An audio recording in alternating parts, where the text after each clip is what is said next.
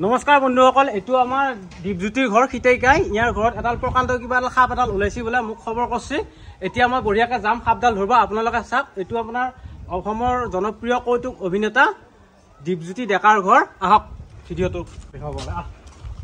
ক'ত সাপডাল সোমাই আছে চাওঁচোন।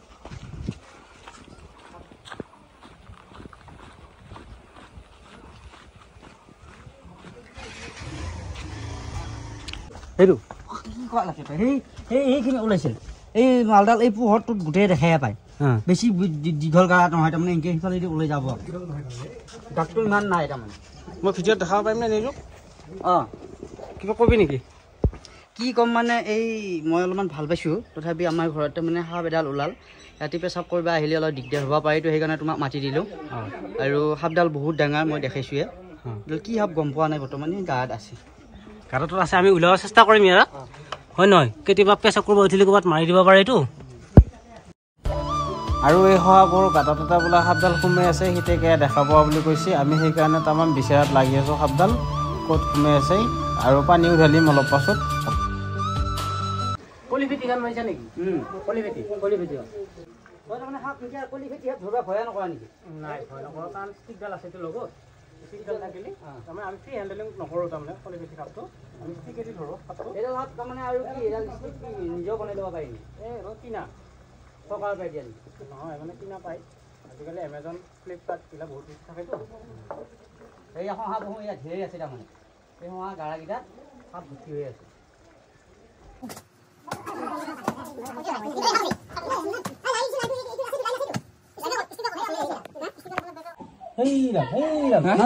পানীত আছে, পানী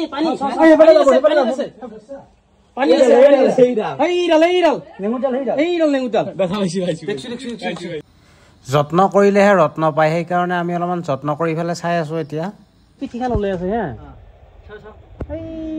দেখা নাপা তই এডাল দি হোটেল দিবি, সিটো পাকে দি সি যাব। তহঁতে মই দেখিলে সি ধৰিম।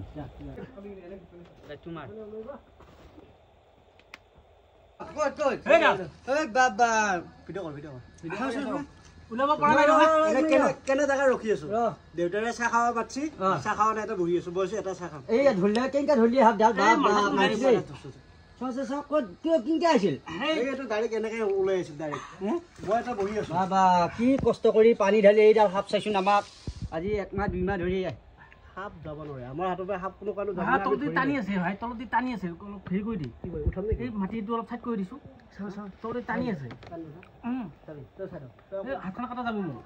হাতেদি গৈছো।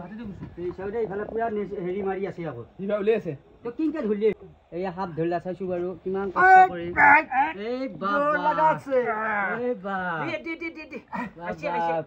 সাপ ধৰা দিলে তহঁতে।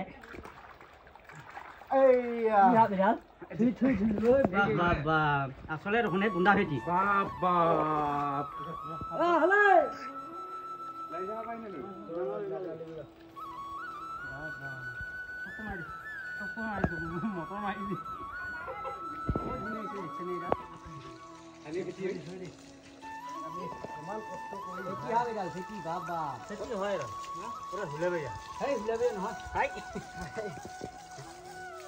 মই কৈছো না সাপ উলিয়াই দাদা, দাদা কৈছো না চাপ উলিয়াই। ক'ত এৰি দিলা?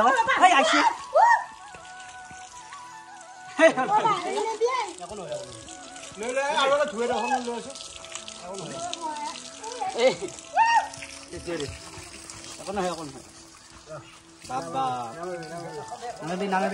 এৰি দিয়ে ভাই, জংঘলৰ বস্তু জংঘলত এৰি দিয়ে। সি আমাৰ একো কষ্ট কৰা নাই, কিন্তু কেতিয়াবা ৰাতি বিয়লি পেচাব কৰিব উঠোতে এনেকে শুনমনি এনে বিপদৰ বাকী নাই মোৰ। ইমান হৈছে নেকি? সাপৰ জোখাই মাৰি দিলি। চাফা হৈ গ'ল মাৰি।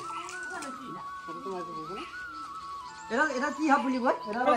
কিছু জেগাত মচুৰা গুম বুলি কয়।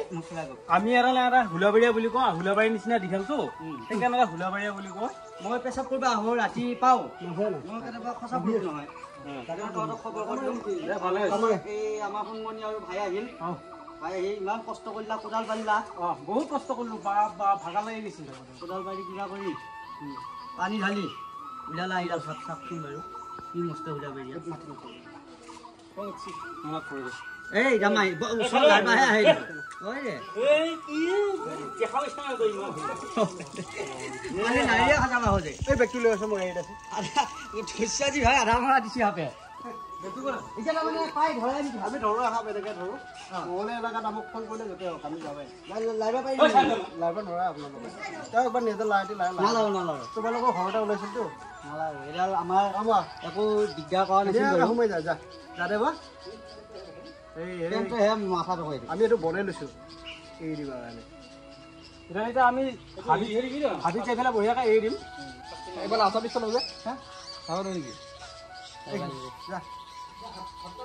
হাবিত যাই পেলাই বঢ়িয়াকৈ দিম হাবি বস্তু হাবিত চাওক মানুহ ঘৰত থাকিলে কি বিপদ আপদ ঘটাব পাৰে হয় নহয় কেতিয়াবা কাম এইবোৰ বিহুতহে হাত ধৰাই নেকি সাপ আমি ঘৰৰ কাষত ওলালে আমি হেৰি কৰোঁ আৰু এইখিনি মানুহক সহায় কৰি দিওঁ আৰু আজি 15 দিন হোৱা নাই 13 দিন হৈছে মই হস্পিটেলৰ পৰা অহা হস্পিটেলৰ পৰা আহোঁতে পেচাব কৰিব ৰাতি বেলি যাওঁতে আমাক এই ৰান্ধনি ঘৰ এইখিনি মই দেখা পাই থাকোঁ এইখিনি সেইটো ঘৰত আৰু এই চিলাই ইফালে মোৰ মাথাত পৰা আছে চিলাই এতিয়া ছাইডত কাণেদি চিলাই কৰি আছে এইবিলাক তথাপি পুলিচক বহুত বহুত ধন্যবাদ ইমান কষ্ট কৰি কৰায়ত্ব কৰিলা দুখী অৰুণাচলৰ পৰা দৰং পুলিচ মুকুট কাকতি ছাৰক আৰু অসমবাসী ৰাইজক বহুত বহুত ধন্যবাদ আৰু ইহঁতকো ধন্যবাদ দিছোঁ মাতাৰ লগে লগে আহিছি বেচেৰা 1 ঘণ্টা 2 ঘণ্টা লাগাই নাই আধা ঘণ্টা মূৰত আহি পেলাই আহি পেলাই বহুত কষ্ট কৰিলোঁ কোৰাল পাৰি পাৰি খান্দি পেলাই চালোঁ চাই বহুত সময় পাছত এইটো ওলাইছি ওলোৱাৰ পাছত ধৰি লৈছোঁ ইয়াক ধৰি লৈ পেলাই এতিয়া বঢ়িয়াকৈ নি পেলাই হাবিত এৰি দিম হাবিত এৰা ভিডিঅ'টো আপোনালোকক লাষ্টলৈকে দেখাম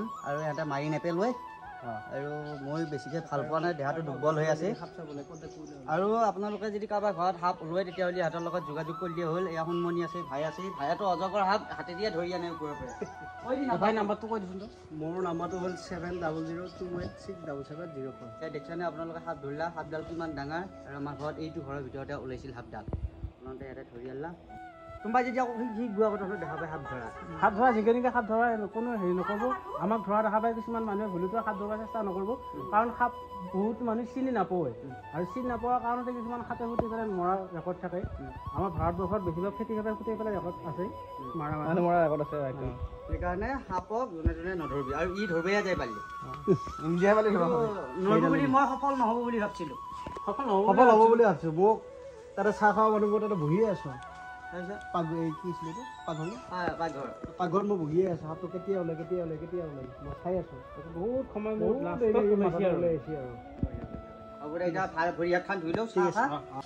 আৰু এয়া ধুনীয়াকৈ সাপডাল ধৰিলা আমাৰ ঘৰত আৰু বহুত বহুত ধন্যবাদ দিলোঁ আৰু এতিয়া সিহঁতে সাপডাল ক'ত এৰি দিয়ে সেইখিনি আপোনালোকক দেখাব পাৰোঁ ক'ত এৰি দিবি শুনমনি হাবিত চাই পেলাই এৰি দিম আৰু এতিয়া বঢ়িয়াকৈ এৰি দিবি যা শ্বুটিং কৰি আছা শ্বুটিং কৰা নাই আজি মাতিছিল দুয়ালে কিন্তু আকৌ একেলগে আহিব লাগিল নহয় হাপডাল যি ধৰিলি কষ্ট কৰি হ'লেও সফল হ'লি ভাল লাগিল সেইকাৰণে ধৰিব নোৱাৰিলেও বেয়া লাগিল হয় বহুত বেয়া লাগিল হয় অলপমান ডাঙৰো নহয় আকৌ সৰুও নহয় বোলো মোটামুটি 5 ফুটমান হ'ব সেইডালে আকৌ আমি সাপ দেখা নোপোৱা মানুহ বা সাপডাল ভয় কৰা মানুহ ভয় খাম কাৰ গাড়ী এখন বঢ়িয়া গাড়ী লৈছে ইয়াত পেণ্টটো কাটি লৈছে বঢ়িয়া মোনা কৰি এইটো সাপ ভৰাব লাগি আৰু এই সাপডাল ইয়াতে আছে বঢ়িয়াকৈ এৰি দিব যায় এডাল এতিয়া বঢ়িয়া ধন্যবাদ দিলোঁ আৰু ভাল লাগিল আৰু সমূহ অসমবাসী ৰাইজকো যদি লাগে তেতিয়াহ'লে তোমালোকৰ লগত যোগাযোগ কৰিব কেতিয়াবা কাৰোবাৰ ঘৰত বিপদ আপদ হৈ থাকিলে কিন্তু ঘৰত ওলালিহে ধৰা যায় কিন্তু হাবিত দেখা পালে তেতিয়া আকৌ ধৰা নাযায় এইটো হাবিয়া বস্তুটো ঘৰৰ ভিতৰত ওলাইহে ধৰা যায়